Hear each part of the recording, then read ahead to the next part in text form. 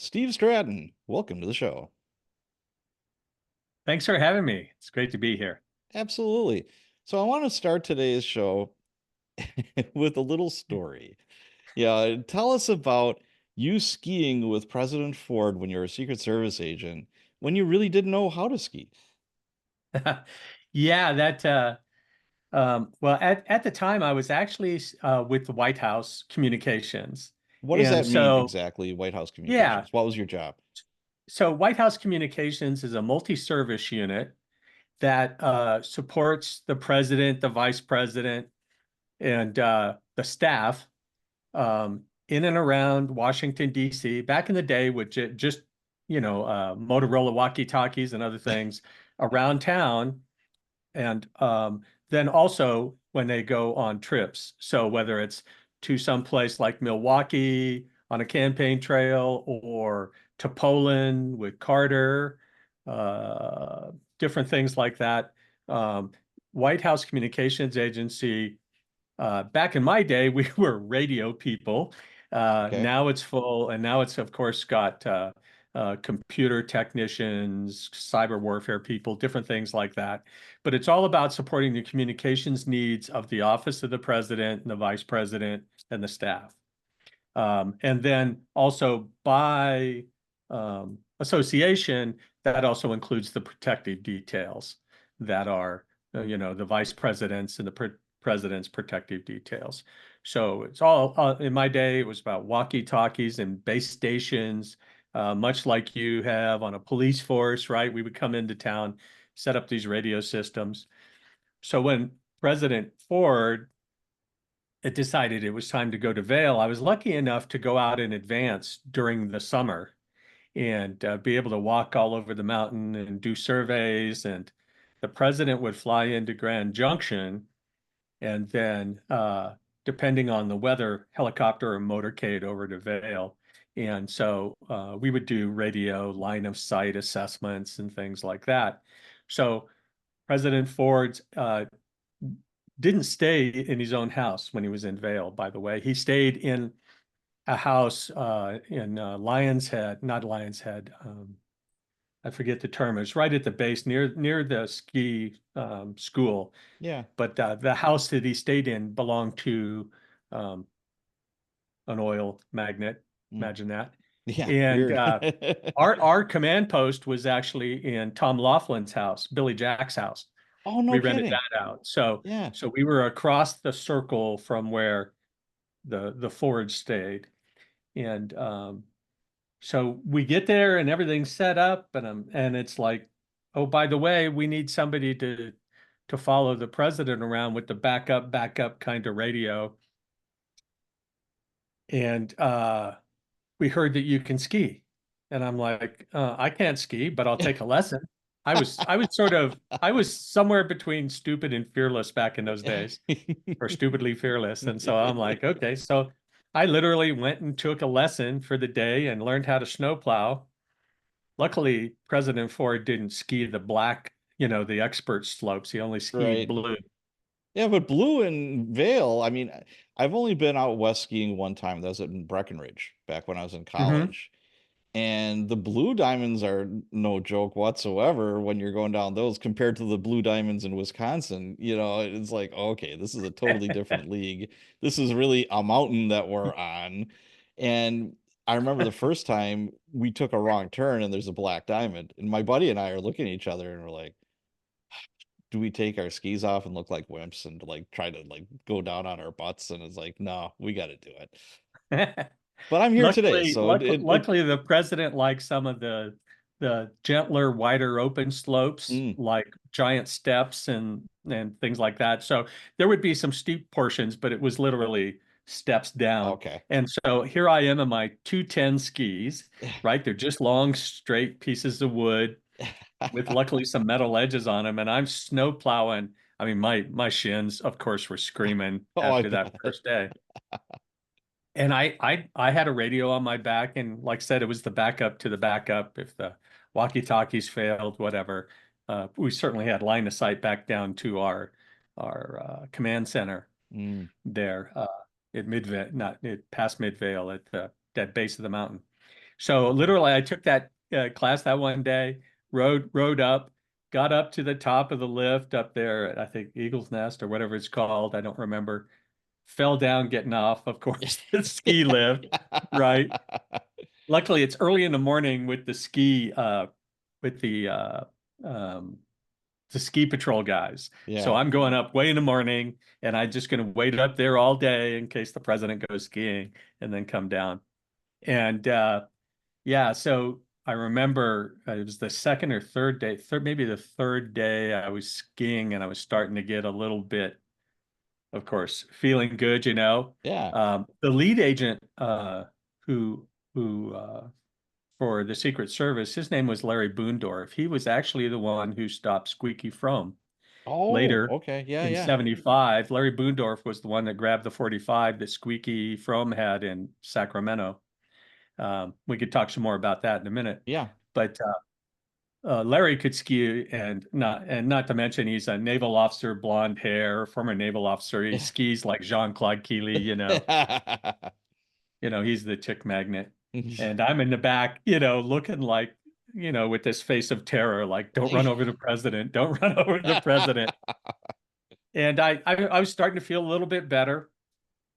And President Ford fell down, and he just slid out. It wasn't like he crashed and burned like, Yeah. like me cartwheeling down the mountain like Evel Knievel. Um, he just slid out, and I wasn't paying attention in that area of the mountain. I don't know if it was a pretty girl or I was scared of the trees. I was looking elsewhere when all of a sudden the president's down. I hear it in my earpiece. The president's down, and I look up, and I've got to hook a hard left because otherwise I'm You're gonna run steering over the him. president's not a good idea.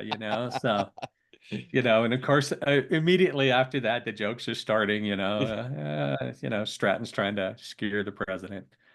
But yeah, it was a fun thing, and I was fearless that way. I was like, I'd never really skied before, and bobsledded and other things, but never been on skis. And Wow. 24 hours later, I'm following the president down a blue slope, That's very crazy. carefully, very slowly. That's so Yeah. funny. Again, going back to my ski days, my buddy and I were like, okay, we had an opportunity to go on the ski trip, and we did a bunch of cross country skiing in Wisconsin, like on golf courses or whatever. And that's a different beast. And there's a place called Alpine Valley that was kind of close. And that's a ski hill, and it's a hill, not a mountain, a hill.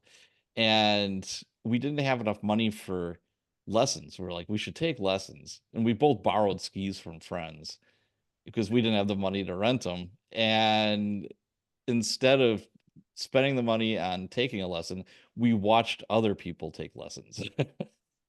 And like on the bunny hill.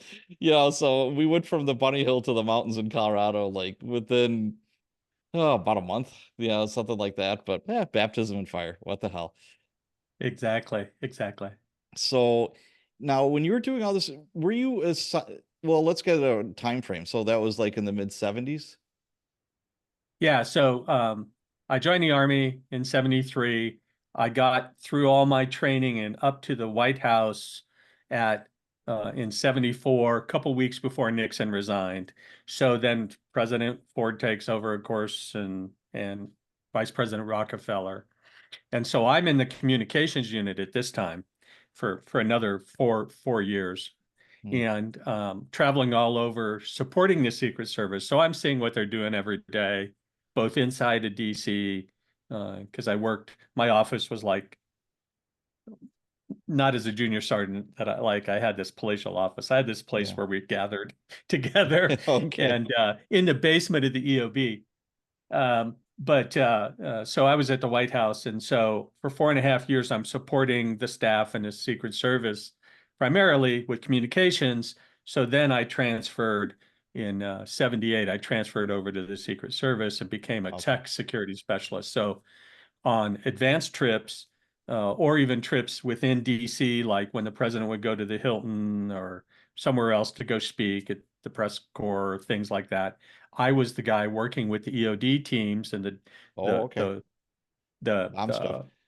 yep, Capitol Police or DC Police, and then the Hmm. Secret Service Uniform Division of course, had bomb dogs, and so I would work with guys from Andrews or Belvoir Army and Air Force EOD Mm. teams to make sure that the space was clear, right? So that the Yeah, agents, right, could do the motorcade, bring the principal in and do their thing. So absolutely. Okay. yeah, so that I got a lot of travel out of that, and so the switch to the Secret Service was pretty easy. It was take the GS, take the government employee test, and you've got a job thing. So Okay. Now, you were in communications, you're a communications specialist, before you were a Secret Service agent, but working with the Secret Service, and then you become a Secret Service agent. So when you were in Colorado skiing down, I'm sorry, Vail skiing yeah. down with President Ford, you weren't strapped or anything. You didn't have a gun or anything like that, Oh or did no, you? Yeah, you were no. a civilian employee. The only time I had a gun when I was at White House Com was if like I'm carrying crypto or doing something like that, and I've got a 38, Cobra Special with a couple green tip Barney Fife bullets in my pocket. It was no, there was nothing. Okay, There's but nothing then exciting about that. then when a few years later, when you do become a Secret Service agent, then you are armed. You have arrest powers, etc. Not Correct? in my division, no. No, Really? we were security specialists, so we weren't full-on agents. Okay. We were given a bulletproof vest and no pistol. Oh, And I thought, what's wrong with this picture? yeah. I think you expect me to jump in a way too, but Right. so I can say this now, but uh, actually Jerry Farr, who was the detail leader when Reagan got shot and pushed Reagan into the Yeah. limo. He called me out one time for having my own personal Browning high power. And what are you doing with a weapon? And it's like, well, I'm everybody else has one. I don't. So I broke the rules I might have broken the rules a few times and had I am a 9 mil on me. I Everybody am else was back in those days was carrying the 357 Magnum Model 19 Smith and oh, Wesson yep. revolver. Oh yeah. I'm Crazy no, little pistol to carry. yeah. Now in today's um date and time, I probably they don't have that where you wouldn't be armed. I guess, if you're No, a it special was a agent, few you years got right. after I left. The technical security specialist got a bump in pay, and then they went down to FLETC and got trained and became Okay. armed. Okay. Right. Being involved in investigations, whether you're in the Scooby-Doo Shaggy van, you know, trading Right. dope for fake money and other things like that. We were in harm's way, not as much as a protective detail agent, but still, people in my line of business were helping with investigations, involved in the advanced teams, and then working right alongside everybody else on the day of like the president's visit or Rockefeller's visit, things like that. So, Yeah, because yeah. I'm friends with former Secret Service agent Mike Roach, and Mark Brandenburg is current agent. He Mhm. drove the Beast for Obama. Yeah, he was on the Ah, Obama protection detail. mhm. Great guy. They're both authors. And what happened was, from talking to those guys, it kind of doesn't matter what your job is in the Secret Service. When you could be investigating a financial crime like a Ponzi scheme or a mortgage fraud, and they're going to call you and says, "We need bodies." So guess what? You are no longer behind a desk. You're going to be in the field. And those agents, when they're not doing protective things, where they're working those now more cyber related investigations, Right. oftentimes, or even network intrusions and things into government systems. Um, they sometimes go straight up marshal service and have to go apprehend somebody, right? Yep. So yeah, they have to be armed and personally, I'd always be wearing body armor. But in my day, the drivers were all armed, but the tech security people, now called mission support group, weren't. Interesting. So Okay. yeah, but I know the people that had my job specifically who were in the field offices, they were the first ones to get armed, and they started Yeah. putting us, because we used to travel out of DC to the field offices, and then they started placing them in the field offices. It made more Gotcha. sense. Yeah. Gotcha, understand. So, Yeah. we alluded to, President Ford. September in 1975 was not a good month for the man. There was two attempts on his life. September 5th was Lynette Squeaky Fromm. She was a Charles Manson follower. She Yeah. attempted to assassinate President Ford in Sacramento. And she was the one with the 45? Yes. No round in the chamber, thank goodness. Yeah, But that's right. I saw that. Yeah.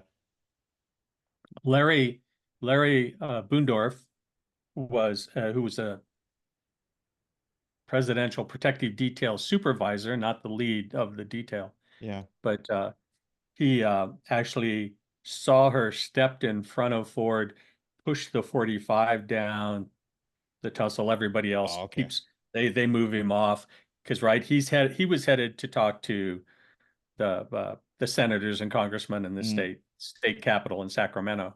yeah. And so they left, and then he had to run and catch up with everybody. And Wow. you know, Yeah, thank but God. yeah, he saw that. He That saw her reach down. She actually had a 45 in an ankle holster, and I think part of that movement, of course, is what catches my eye all the time is movement. right. And yeah, Interesting. some Yeah, people then think I'm hyper hyper crazy with vigilant. that. But Yeah. yeah, hyper vigilant, and movement is what does it. I'm sure it does for you too. Well, you're looking at The people's trigger. hands, Hmm. and the hands is what's going to hurt you. What's in those hands, and like you said, some weird, like, okay, there's no reason why you should be doing a security check on your belt. Yeah, it's like, or you're walking and one arm is swinging, the other one isn't.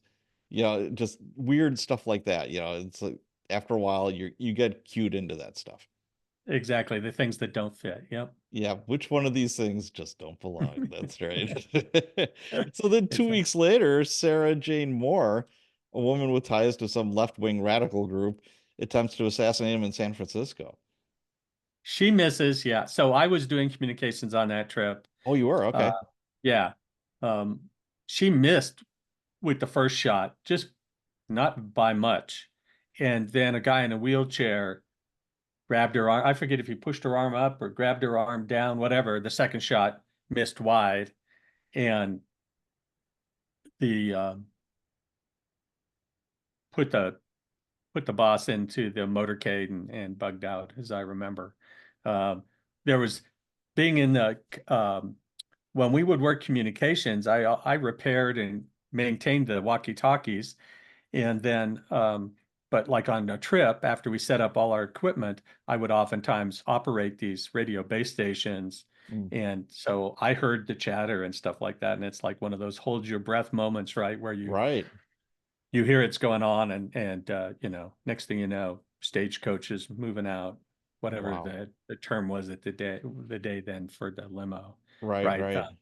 A lot of Wow. people think, a lot of people, and this gets into even what we just saw happen in Pennsylvania. A lot of people think that it's like, bring in the cat team, shoot them out, blah, blah, blah. No, the first thing you do is get the principal off the X, right? You move the Right. principal out of the line of fire. And back in those days, we had the armored limousine, which was Cadillac, Hessen Eisenhart Cadillac, armored Cadillac, and then our armored follow-up cars back in those days were station wagons. Oh, wow. Lincoln Continental station wagon that's armored with the That's wood funny. panel on the side. Very cool. Ooh, very cool. The wood With the fake paneling, wood yes. panel. Yes. But yeah, we didn't have Suburbans and Broncos and other things back in those days. We had armored station wagons. Outstanding. Yeah, the chick magnets, right? Oh yeah, yeah. Yeah, Then you go definitely home something you and didn't want to take out to dinner or go check on. that's awesome. Oh gosh. So let's go backwards a little bit in time. The Army. How old were you when you joined the Army? 19. So you're just a kid. Oh boy. Why the Army? My whole family asked that. My whole family was Navy and Merchant Marines. And I mean, even back into the Sand Pebble days and the Stratton family history back into the south of England and coming over to the United States. Um, but fishing not so bad. Big boats, big waves. Steve gets green around the gills. I checked out all the services the Navy had the best electronics training, and that's sort of what I had been doing in high school was electronics was came sort of easy. I loved muscle cars back in the 70s, but Sure. the electronics came really easy. Navy had seemed to have the best training. It was like you go through the Navy training and then you take like half a you take 2 semesters of classes and you have a double E kind of training. Okay. Um, then the Air Force and the Army, but then I talked to some people in the Army, you could get promoted so much faster. It's like, oh, okay, I'm going to take the mercenary route and go to the Army where I can make more money quicker. Well, I get these classes and I figure out I get the money I need for when I decide to go back to college, right? Get the GI Bill. Right. So I selected the Army. My uncles and aunts didn't talk to me for about 3 years. I was the black sheep of the family, joined the Now, Army. were either of your parents in the Navy? Yeah, my dad had been in the Navy. His brother, they'd both left the Navy and then gone into Merchant Marines. Uncles and aunts, yeah, lots of folks in the Navy. Now, you Uh, hear the term merchant marine. What exactly is that? so Merchant Marine is it would be, for example, a oil tanker today would be a merchant Oh, kind of okay. crew. I Yeah. mean, it's a commercial boat owned by some oil company, but that crew. So Merchant Marine, I don't know where the term exactly came from, but the Yeah. Merchant Marines were the ones that were ferrying all the goods in those very slow boats that the Germans used to torpedo all the time on the way. Oh, okay. Yeah, excuse me. I had this turned off.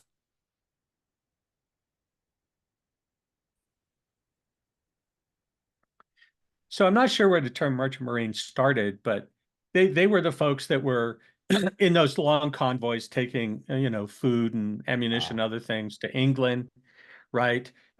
Actually, the son of Frank Herbert, Frank Herbert, who wrote Dune, his son wrote a great book about the merchant marines.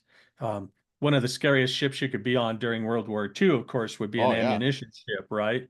Could you imagine? Because ammunition ships get hit and they immediately vaporize. Yeah, they go Um, boom. Yeah. yeah, so my Uncle Russell back in Seattle, his whole house was filled with all this beautiful Chinese furniture from back in the Sand Pebbles days and Oh things wow. like this.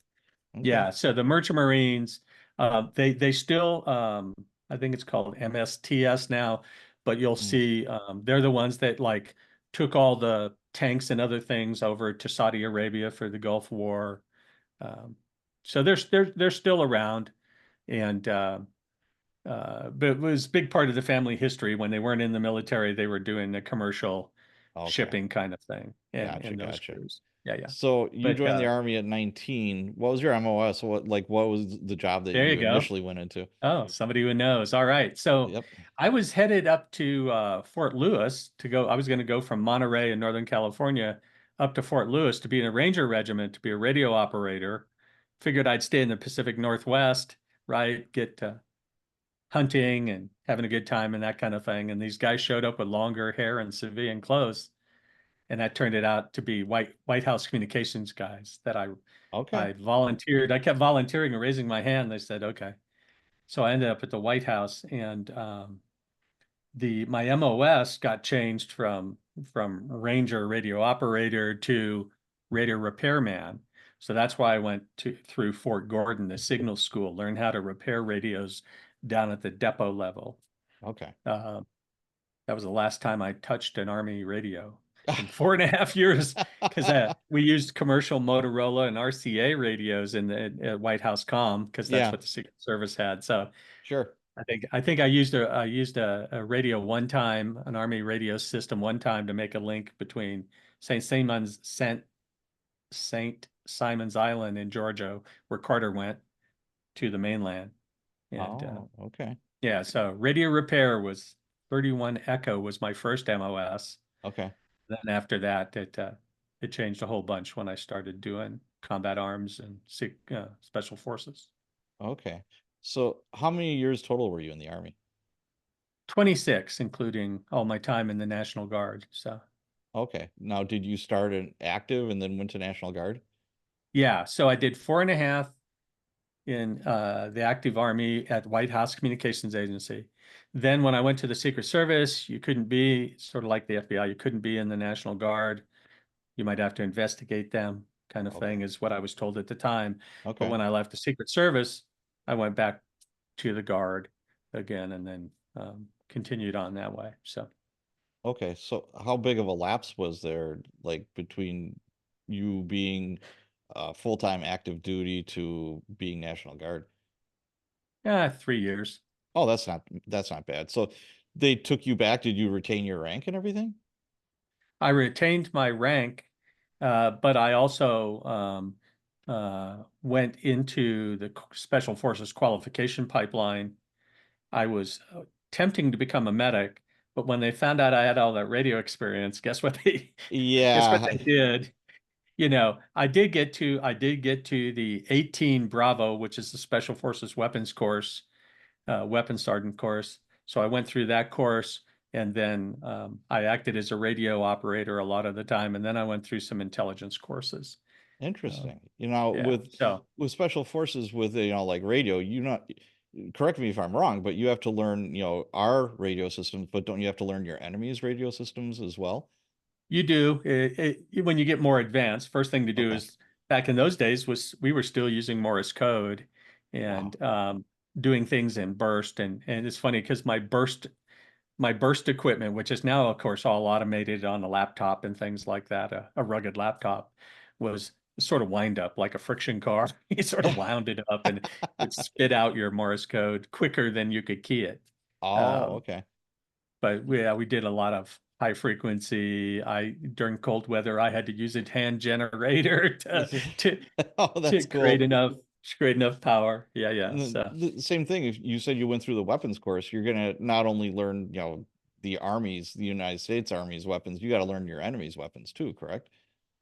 yeah, that's one of the cool things. So being a gun guy all my life, as a kid, I had a 22. I don't know that yeah, I had a BB gun for a little while, but I went to a 22 and bigger pretty quickly.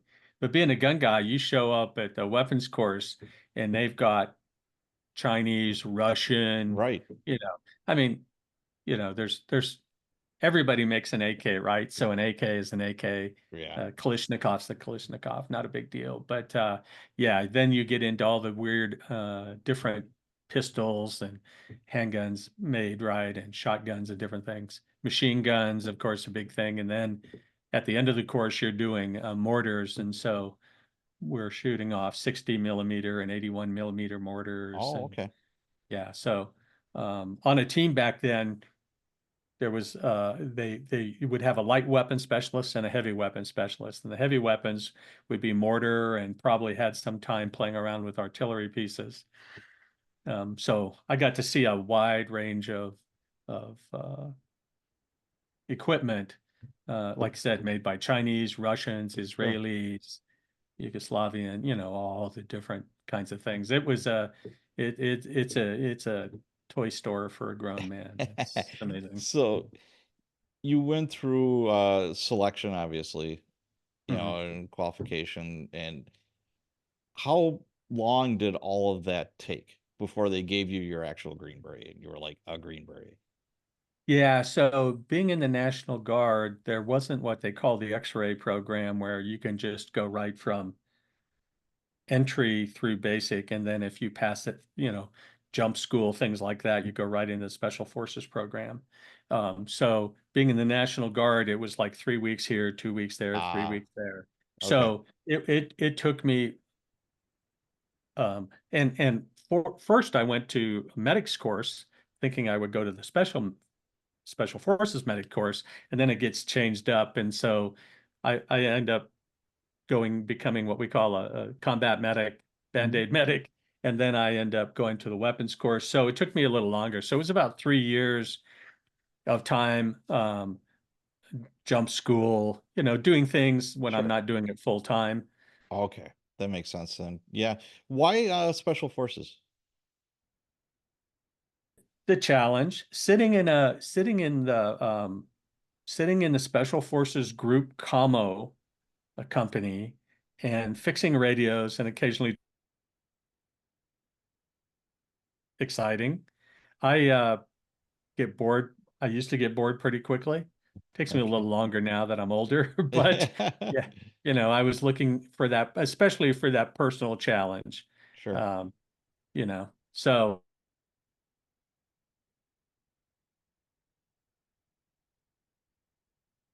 Oh, you're starting to freeze up.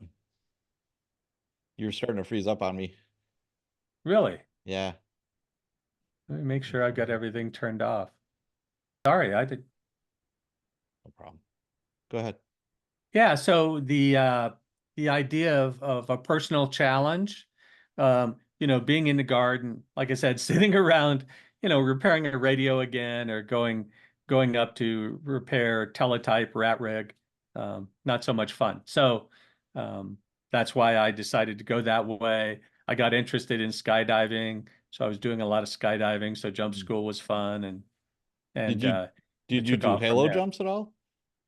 No, I was part of eventually I was part of the state of Maryland demonstration team, parachute team, which Oh, was a cool.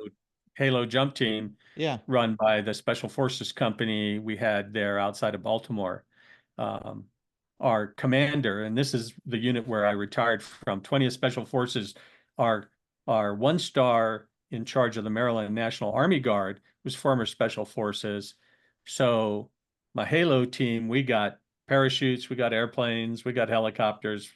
We had a good time. And then we also built a jump team to do demonstration jumps for the state. cool. Yeah, because So the halos, I mean, yeah, those demonstration, you see them like at football games or whatever, and yeah. it's pretty badass, it's like how do they hit that little mark from way up there? It's pretty crazy. But Yeah, it's a lot of fun. yeah. So could you explain the difference between special forces, which is, termed Green Beret, Ranger Bat, SEALs, Marine Force Recon, Delta Force, Air Force PJs?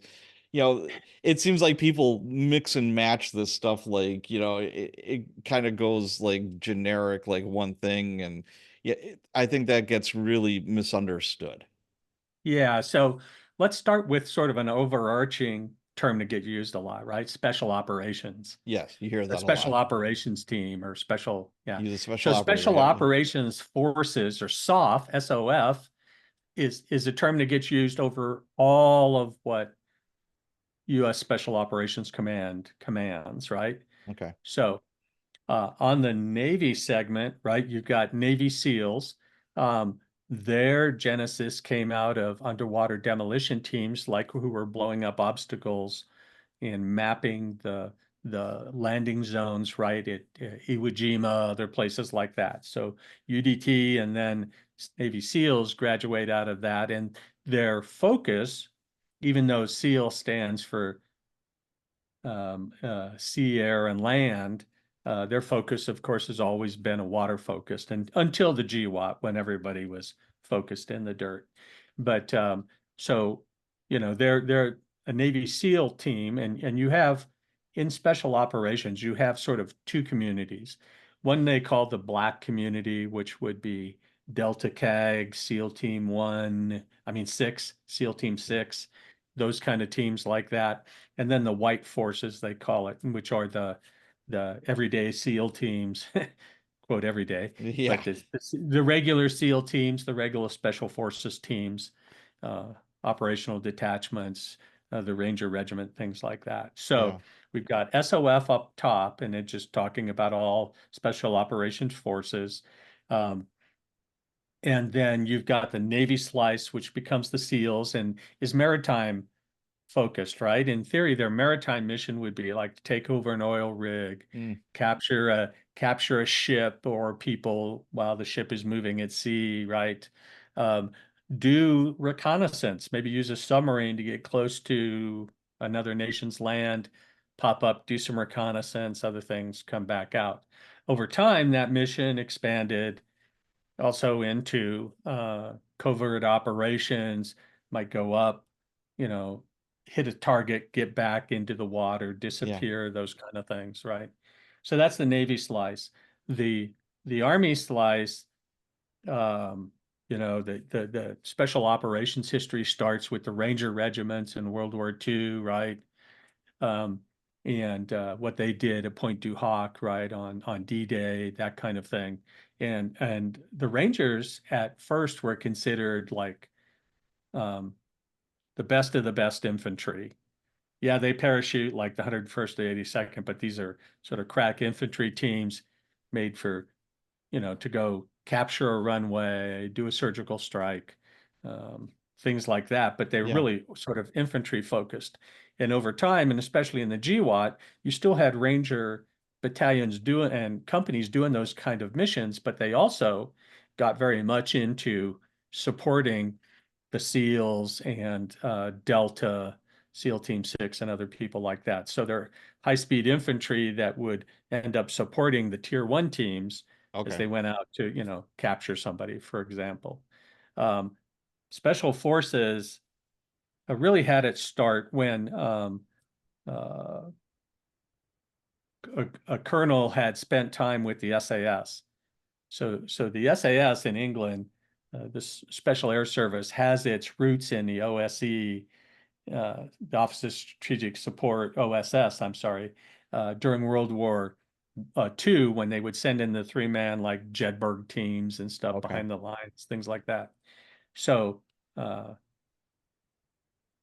why can't I remember the colonel's name? He was critical to the start of of Special actually forces. of Delta. Oh, okay. Yeah. But so modeled on that SAS kind of model, um, uh, the Special Forces was put together, and the early Special Forces teams were filled with Europeans, right? It's Hmm. post-World War II. You've got all these Yeah. people can't live where they used to live and things like that. And who's our number one partner? We're in the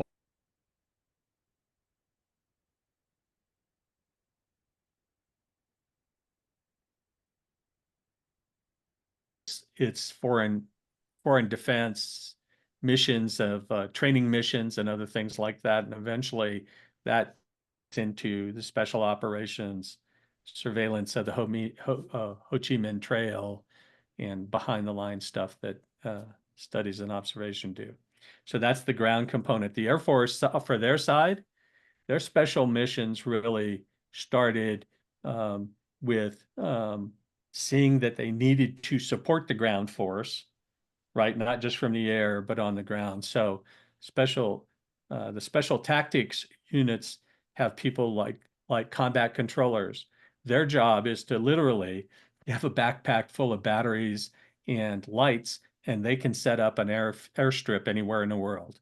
Oh, As long wow. as the ground is hard enough, they can Yeah. set up an airstrip and then manage the airflow in, like for forces landing in Grenada that didn't Oh, jump. okay. Okay, Gotcha. so combat controllers were the ones that help clear up the runway and get everything running at salines. They also have, you've got the combat controllers that are all about bringing in aircraft, and then you have the joint terminal controllers. It's another group of Air Force people who are there to manage when you've got B-1 bombers, F-16s, you've got uh, Warthog, right, Hmm. aircraft, and they're almost like they've got the capability to like run a major city airport and keep all the airplanes flying and things. Okay. But in our case, we like them because they're stacking planes up with ordnance and Mm. guns and bullets that'll help us out on the ground. And then the third Air Force group is really the pararescue men. And those people, when I went through Special Forces training, the pararescue men candidates were going through the same classes. And they were headed off, not only I met some of them at jump school, but then they were headed to like scuba school and they would go to free fall school, halo school. And then they would go to a whole bunch of medical courses Yeah. that the Air Force gave so that they could do that pararescue, right? And they had started way earlier, like in Vietnam, going after down pilots and other things like that. And then the last group to sort of join the soft body of units in the United States was the Marine Corps. I remember, um, I think it was General Lindsay was running Special Operations Command, and he told the Commandant of the Marine Corps, I need you to designate some of your Marines as Special Operations Forces. And the Commandant wrote him back and said, all my Yeah, Marines or special operations. of course they are. Yes. Yes, of course they are. Right. And he said, well, hold on, hold on. And so what happened is the Marines took some of their force recon people and made them raiders. MARSOC, it's now called Marine Special Operations Command. Okay. And so they've got people that'll do the same kind of missions in support of Marine Corps activities and, of course, naval activities, right? Because Okay. Marines are naval infantry. Yep. I don't mean that in a derogatory way. If you're a Marine, I might, but no, you Yeah. know. I love giving So Marines guff. Yeah. They're a yeah, yeah. special So breed, let me tell you. exactly. And then you've got all these you've got these military units, and then you've got units like Ground Branch and CIA. You've got Coast Guard has actually a special operations Oh, group. okay. Yeah, so there's a lot of folks that have realized that they need people with a higher level of training and more focused training, um, to do certain kinds of mission sets. And so Gotcha. the grander soft force is pretty big and pretty exciting in its capability. Yeah. So, what do you think are some of the biggest misconceptions regarding special forces you see in like movies and books? I remember watching John Wayne, the Green Berets, and and from what I remember, watching that movie, and this, I'm just a kid watching this, but it's like it seems like the Green Beret is a small, contingency that goes in to train up the locals. Is is that kind of is that correct? Yeah, the not the motto, but the mantra is um, by and through. So it's by with our partner and through the partner to achieve some goal. Okay. So the idea is like when my team and we would go down to Colombia, we would train Colombian soldiers and do like we were at the Colombian Ranger School, the Lanceros School in Tolomati, south of Bogota. And we would train units that would come in, like air mobile units and other people that were sort of just basic infantrymen, and we would train them up. Some of which would go through the leadership course, their Ranger School, the Colombian Mhm. Ranger School, and others. It was all about just bringing up the level from their basic environment up, right? So we're trying to achieve helping them fight the drug war, some of the counterinsurgency war there in Colombia through the partner, right? And so that is Okay. a big mantra. That's what's going on, like 10th Group, who's just down the road from me in the Colorado Springs area, right, is their headquarters, Okay. right? They're all through Europe helping those forces get better, right? Gotcha. And they're also taking from those forces the cultural and other things they can take back to make themselves better and fit into that environment better, because it is your 12-man A team, Alpha detachment, is that unit that's going to go in and actually create a battalion to brigade size resistance force as needed, that kind of thing. So Gotcha. So, what do you think are some of the biggest misconceptions that you see, like in TVs and books? um, one of the things I focus on in my books, and because I don't like it, is Superman, right? Is the Superman idea that luckily in the movie, and not luckily because people died in the movie, but it happens. People die in combat, and yeah, we're trained better. Maybe we've got better equipment. We've spent more time as a team and think and flow sort of like as a single unit, all that good Mhm. stuff. But it's really um,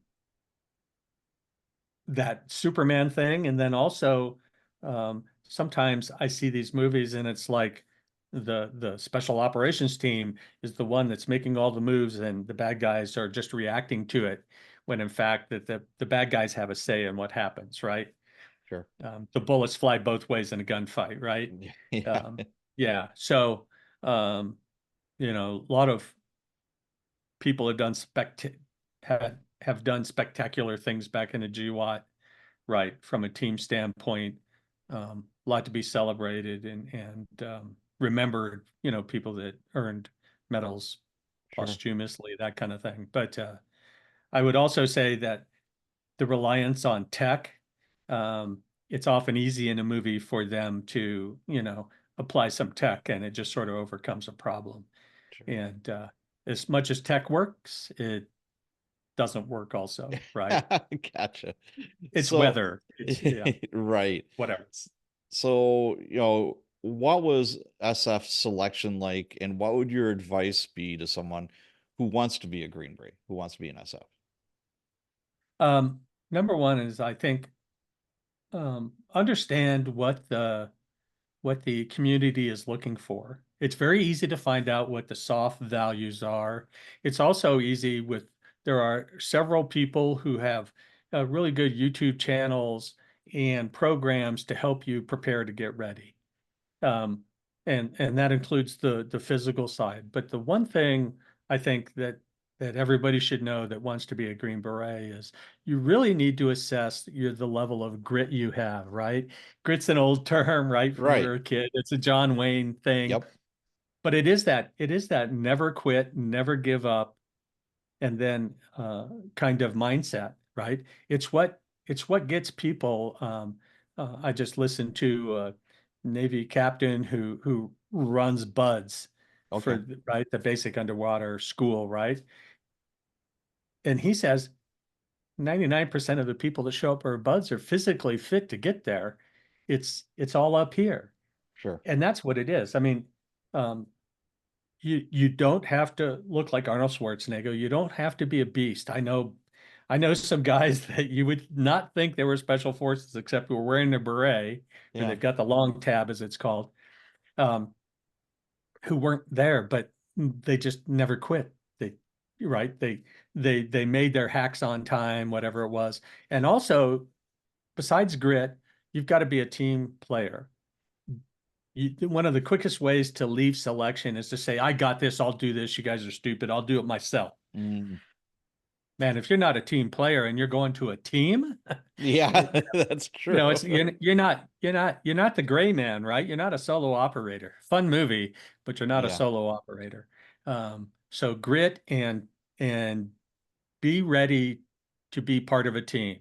Know know when you should lead and know when you should support.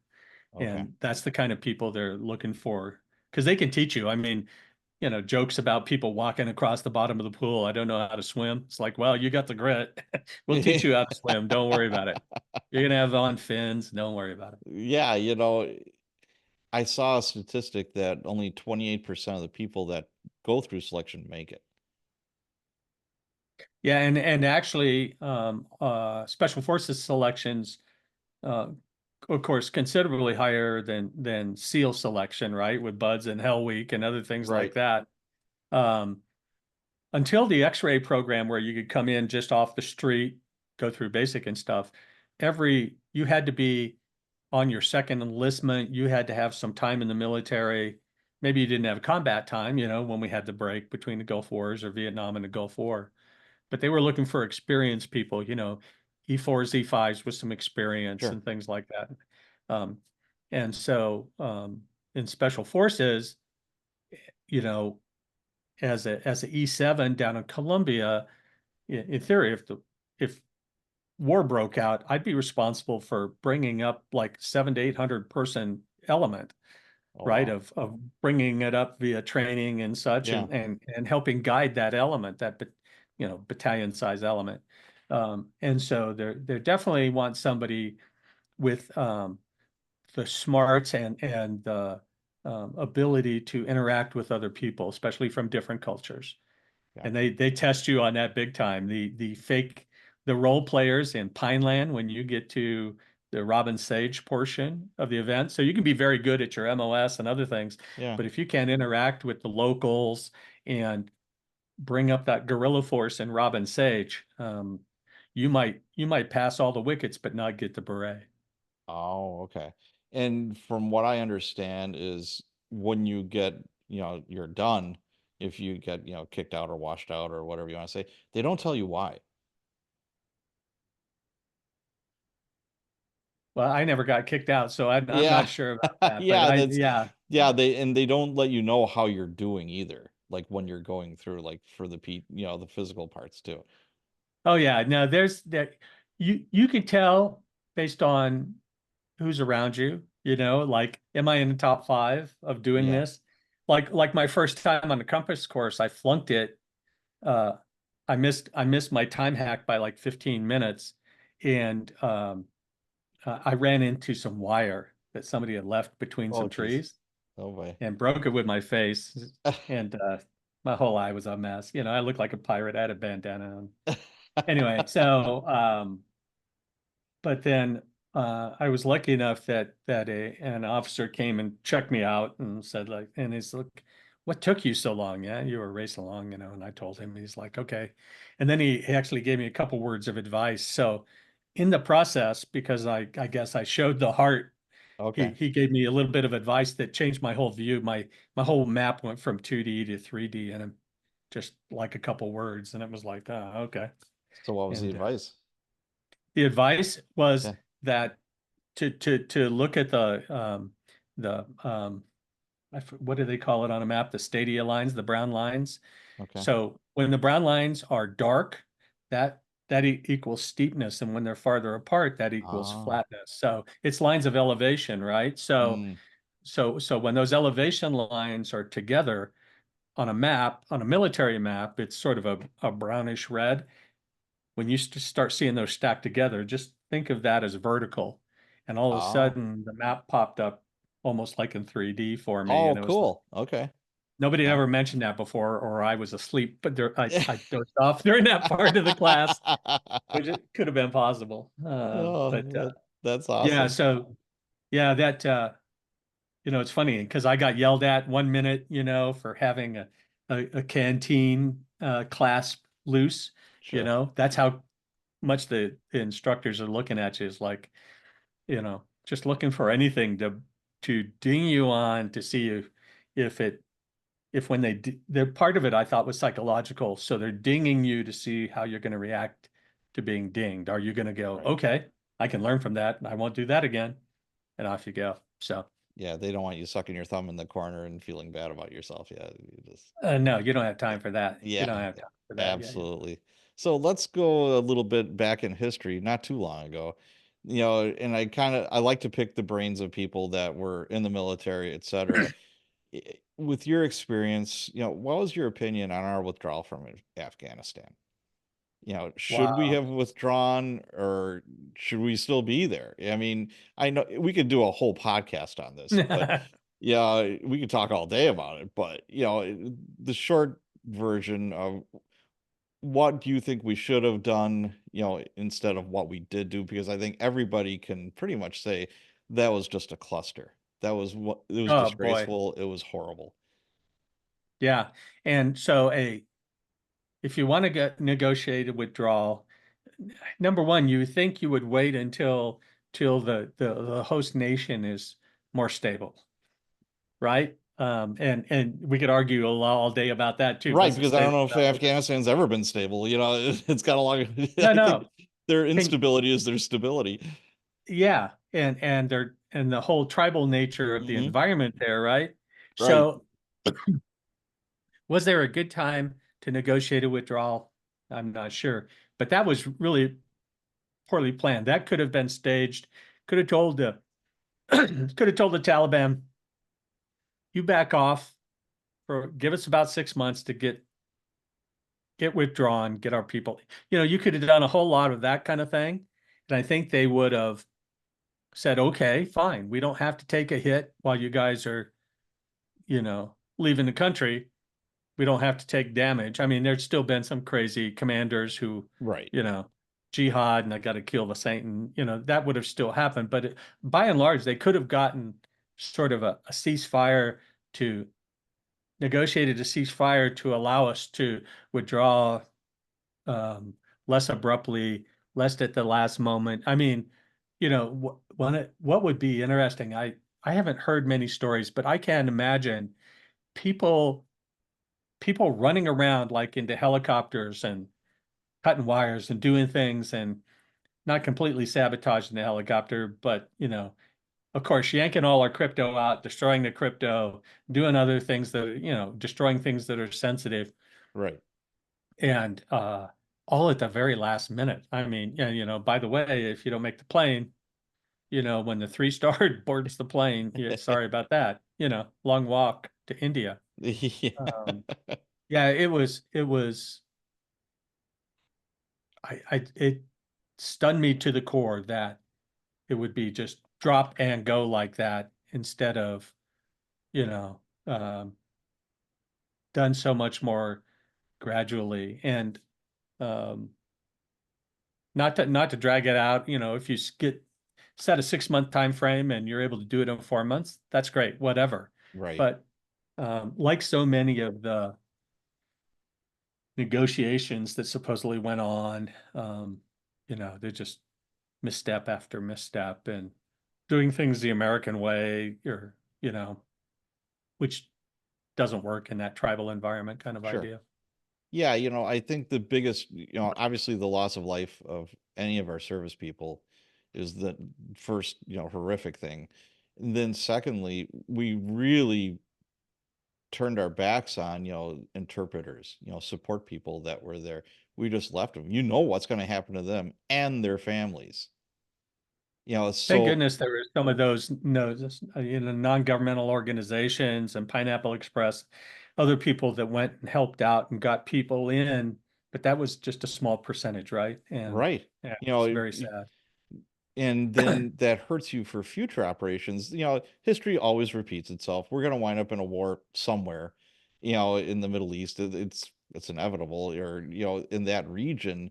And who's going to trust us now? Oh, I saw what you did with your interpreters.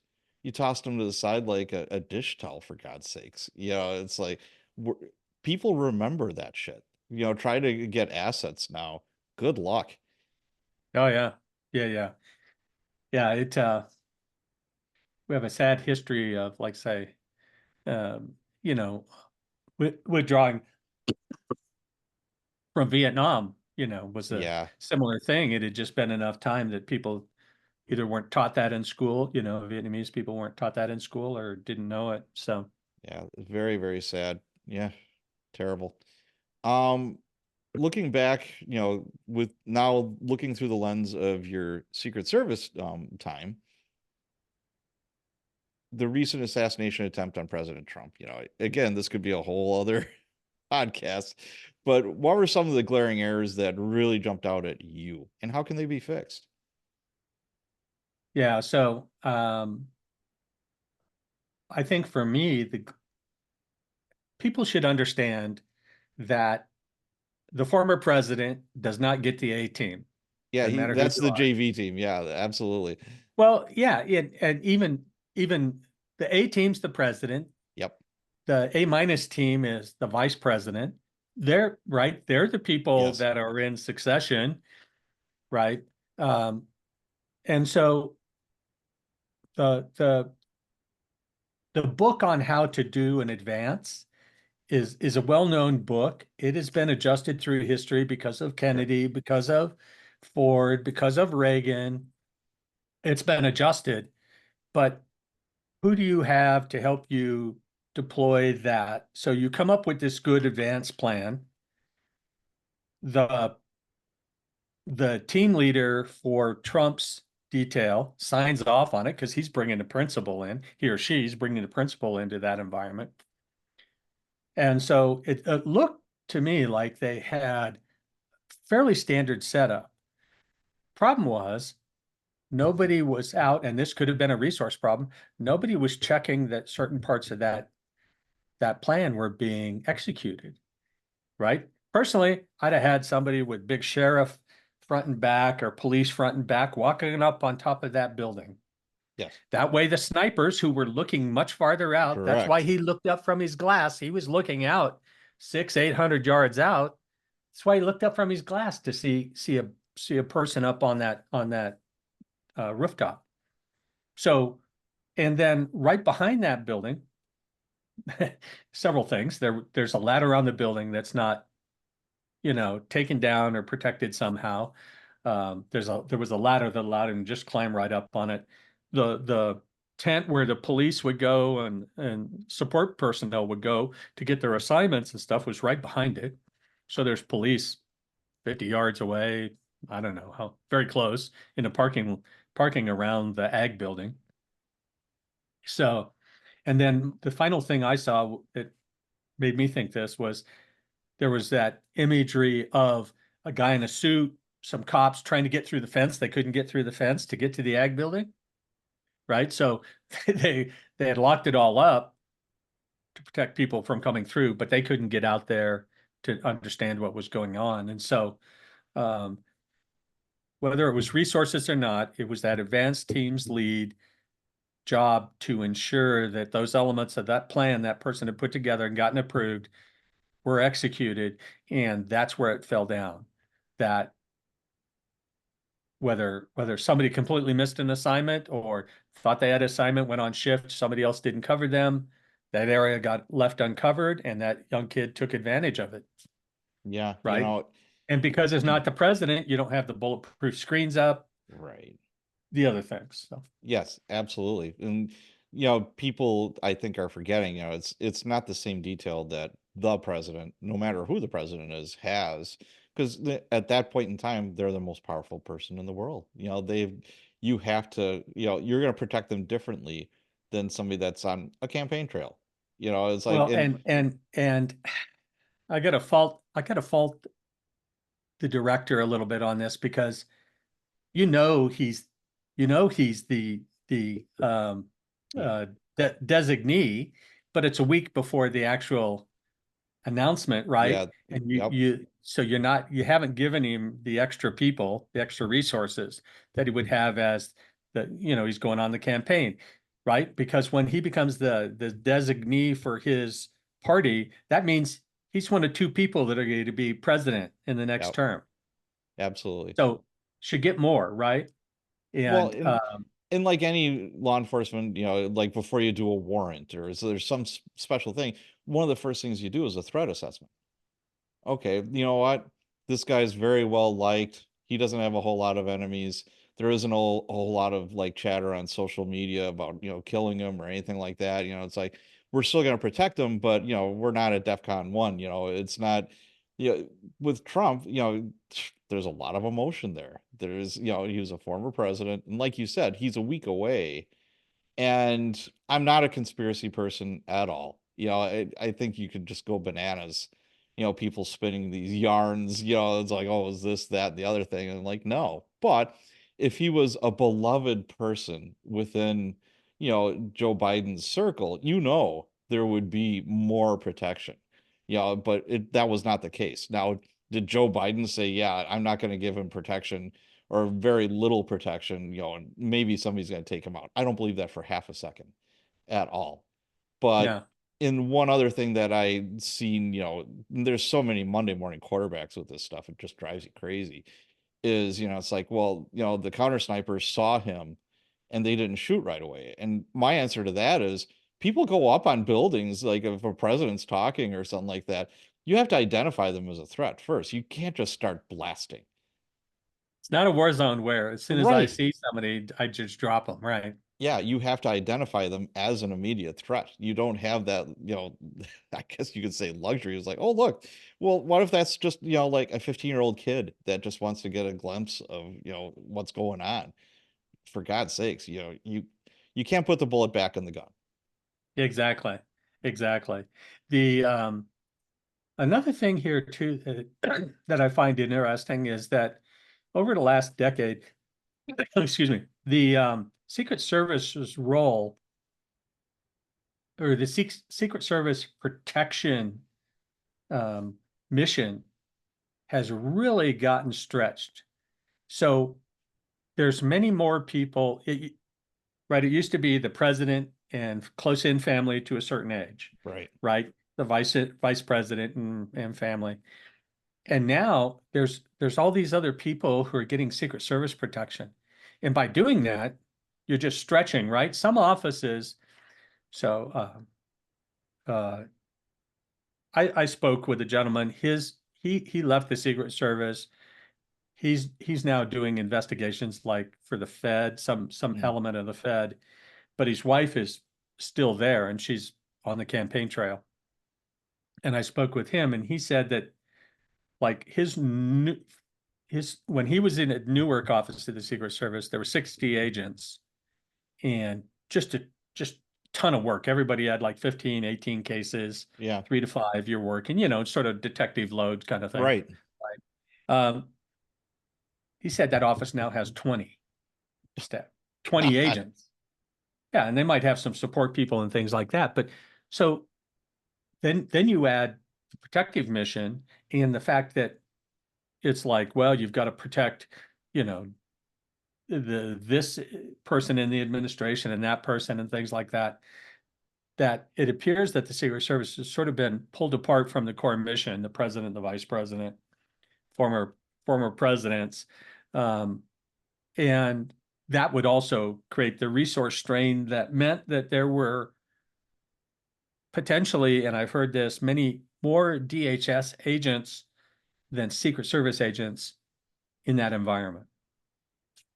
Yeah. Not counting the CAT team, the Right. counter And assault guys and the sniper team.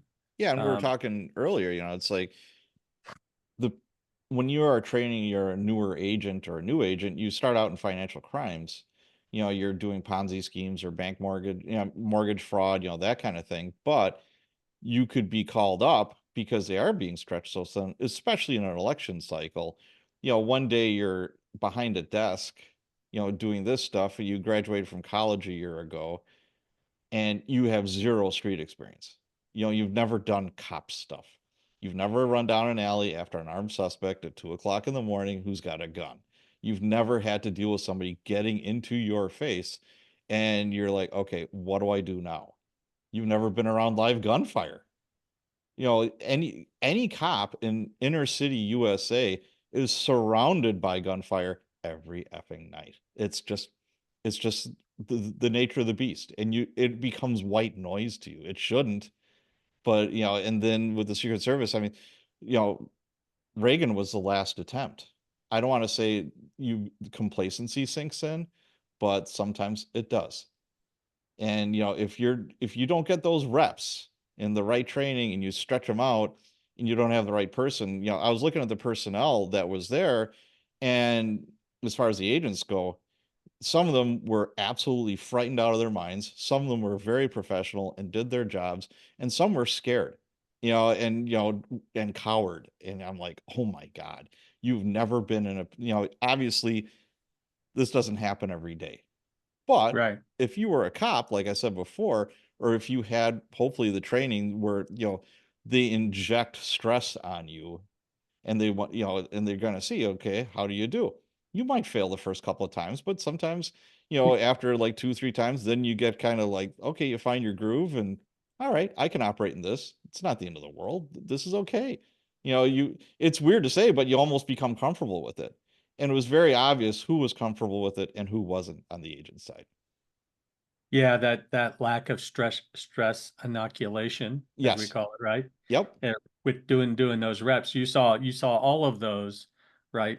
And police acting differently than Secret Service agents, things like that. So, yeah, it was a good wake up call. I mean, there is a ego and arrogance to the Secret Service that I think it's permeated pretty deeply, that believes its own talk about how good the reps are and how this Right. training and that. But if you're stretched thin, and then we always call in extra assets. Even back in my first trip with a vice president, you're calling in extra assets, local assets. They know the ground, they know the environment, they know the people, Yep. should be there, Nobody not knows be them better there. than the locals. Nobody. Exactly. And we saw local police. We saw state SWAT come in, or Yep. some state level or sheriff SWAT, and other people come in afterwards. So they're there and they're being used. The question is, if they campaigns only every 4 years, occasionally you get the president come in, like you said, Right. Milwaukee or something like that. But to be on that level, you need as a good leader, right, you've got to let people go do their job, but you've also Yep. got to check to know that they are doing their job until you have confidence in that, right? You check up on them in a good way. And I think somebody dropped the ball on checking up on, hey, are we still in this close-in perimeter environment? Are we okay? Right? Because Well, there yeah, might, yeah. where the cop, And I think it starts at the top. I mean, yeah, I'm watching the congressional hearings with the former director of the Secret Service, and and a lot of it is grandstanding by politicians. It makes my stomach turn. It's a lot of theatrics and whatever. They're trying to get their 5 minutes of on the sure. TV, that kind of thing. But what stood out to me, I mean, when this happened, I was in the living room with my wife, and I said, "Well, I hope she resigns. That would be the honorable thing to do, because this is a pass fail." There is no mulligan. This is, either you do your job right or you don't. You don't get a second chance at this. She needs to resign or get fired. And my wife, well, she wasn't there. I said, it doesn't matter. It's under her command. There's no ifs, ands, or buts about it. She needs to go. And it's like, well, that's kind of mean. I said, again, this is not this is pass fail. This is no, B minus is okay. That kind of thing. No, it's not okay. But what really stood out to me was she never even went down there. I mean, the first thing she should have done is get on a plane, drop whatever you are doing, because this is a historical event. This is, the last time was, Reagan, for God's sakes. You just, yeah, there was so many ways the ball was dropped, but I'll just leave it at that. But let's talk about your writing. So Simon Gervais blurbed one of your books for you, and I had him on the show. Super guy. I love Simon. Yeah, he's a So great guy. how did that happen? I just, one of the things I was told early as becoming a writer is get involved in the community. So originally I started up in the veteran writing community, got to know Andrews and Wilson, communicate with Jeff quite a bit, and just started repping other people's books, whether it's on X or Facebook, or, oh, I like this one. I Yeah, also giving their books out, get signed copies and give them out to veterans and other people. cool.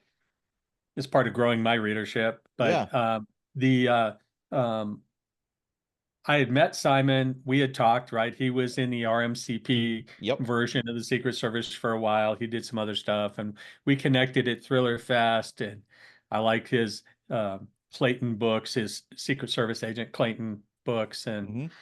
stuff. And so I just happened to ask him. He said, "Well, normally I don't do this. I only do what my publisher says, but Steve's a nice guy, so I'm going to do this."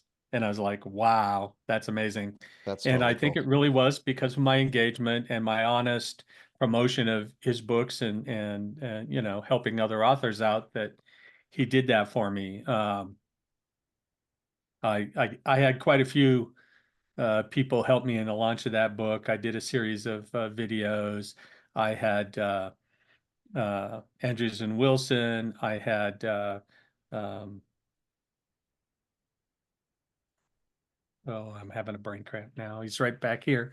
That's Yeah, okay. he's But he actually just took over the um, a different series, but anyway, I apologize for the brain oh, cramp. But no problem. yeah, it was just a real pleasure to get folks from the community, Yeah.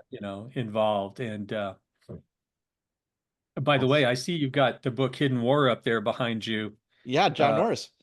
yeah, I grew up in the Golden Triangle in Northern California, so Oh, no kidding. Okay. yeah, that's It's a pretty fabulous serious book. business. And John, I've met him personally, and you couldn't meet a nicer guy. And he's high speed. He was testifying before Congress about a month ago. He was in the Yeah, hot seat. About yeah, all the the cartel run illegal operation grows, and it opened right. my eyes. I had no idea the problem was that bad. Oh yeah, it hasn't gone away with the commercialization. It just No. put it underground and made their stuff cheap, a little bit cheaper. Well, But and then the laws in California have changed, and it's made you get caught, and it's like almost catch and release. It's like fishing now. Yeah, yeah, it's an uphill battle, to say the least. That's for sure. yeah, Yeah. But how Yeah. about marketing? What works for you? What sells books, do you think, for you? Well, for A Warrior's Path, my novella, I had a group out of Amsterdam do a trailer, Okay. and the they start off with making the wolf on the front cover howl, and Sweet. it goes into it. Yeah, yeah, trailer. But I think it's the idea of getting the word out, um, and then for me, marketing is all about relationships. I market other people's books; they market mine, Sure. and so that helps. And then I've over the years, over the 4 years that I've been published, started really focused on working on a email list, Mhm. and then something else that really helps that people need to focus on is um, the categories that you put your book under. Sure. So um, the Shadow Tier, my original novel, I reclassified it under legal and crime and other things like that because it's counter drug, it's crime. Yeah.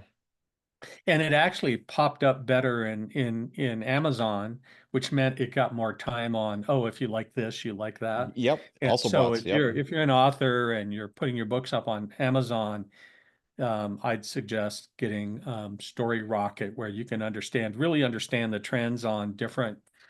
Um, No story. Do you mean Publisher Rocket? Dave Thank you. Chesson's? Yeah, Dave Chesson's. Yes, I'm friends absolutely. with Dave. I tell you what, I can't say enough good things about the guy. Who owns Publisher Rocket. It used to be Thank you. Kindle Rocket. That's the Y- software I've got. I Yep. took his advice. I researched all the different categories and stuff, and my book changed immediately Sweet. in categories because it was classified better. Not to mention the military thriller market is very saturated. Like Sure. if you're into space and trying to get an author, your book's got to be really good to grab somebody's attention because Absolutely. it's saturated. So yeah, so it, that kind of marketing, I'm not Hmm. quite at the guerrilla marketing, throwing my name out there every day kind of thing, because Yeah. I enjoy writing so much Sure. that it's like I've got Yeah. to, It's tough to wear those yeah, different hats, isn't it? it is. It is. Yep. Luckily, I knew marketing from product marketing because before I retired, I was in cyber software, and I I was doing product management, which is telling the software developers what to code next, what to build next. But before that, I'd done some product marketing. So, Mm. like the brochure you get for the generator, I'd done Oh, that okay. kind of thing. Gotcha. Gotcha. Okay. Yeah, yeah, yeah. All right. So I understand it, and it is the numbers games, right? It's all about impressions. Oh, I marketed, I invested with the Thriller Zone, David Temple on the Thriller Zone, to see how being on a major podcast would work, yeah. right? Do some advertisement. Um, and I was surprised at how efficient that was for getting impressions. Okay. Now, you gotta understand in the .com world, impressions, people looking doesn't mean punching through to buy your book, Right. Exactly. but it's a numbers game, right? Yes. And Dave will tell you that, right? It's all about how many, like with Dave's software, how many times is that set of words looked up, Yep. right? Is Yeah, Absolutely.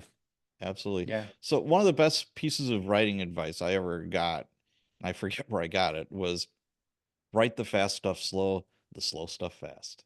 And the beginning of your book, Shadow Sanction, which I loved, is you really utilize that. And I think that, bravo to you. Is that something you do with intention, or was that something you kind of learned along the way? Oh, I do with intention after I went to a class that Andrews and Wilson gave on it on Okay. that very subject. It was one of the themes there, right? And it makes so much sense. Nobody cares that you're driving down the highway between DC and Exactly. Baltimore. It's like get to Yep. Baltimore, get to Get there. Charm City where the gunfire is. Exactly. Yeah, Yeah. and Unless it has something to do with the story that's, integral in this. It's like I write police thrillers. Nobody wants to hear about you writing for 8 hours at a desk. After you had the 5 minute chase and you did all the cool stuff, it's like, okay, now I got 8 hours of paperwork to do. Yeah, and yeah, and you can do it in two sentences or one sentence. I got 8 hours of paperwork to Yeah, do. Next scene. exactly. So No, yeah, shadows, this kind of stuff I started writing in 19, but then really 20 is when I started following the community. And yeah, in the last 4 years, this is the kinds of things I've learned, and it's amazing. I learn new craft stuff every day. I integrate it less often, but when I right. do, it helps my writing because from my first book to the second book, now my second book was Shadow Sanction was actually a top pick for a silver falchion at Killer Yeah, Nashville, yeah. which surprised me. I'm not a finalist, but being even a top pick was Uh, unbelievable for me. Just n- really Now, happy. I have dyslexia, so I love audiobooks. I'm painfully slow reader. Yeah, my wife, she'll do laps around me when it comes to reading books. She could read a book in like 2 to 3 days, sometimes even quicker, and it takes me forever. So, boom, audiobooks. I speed them up a little bit so I could get through it quicker. But what I liked about your audio version was it was more of a performance. There was music, there was like sound effects. I think that was really cool. Is that the first time you did that in an audiobook? Well, it was my first audiobook, Okay. so yeah, need to go back to Shadow Tear and A Warrior's Path. But yeah, I was actually surprised because I hadn't really paid for it, but David Temple's the narrator. He Yeah. actually did the sound. He added those sound elements without doing a full sound design kind of engineering. Okay. I didn't ask for those. He also, for people who are doing audiobooks, um, Audible, right? The Amazon company, Yeah, yeah. Audible has strict rules, right, on higher and lower limits and all Oh, that I'm kind of sure. stuff. Yeah.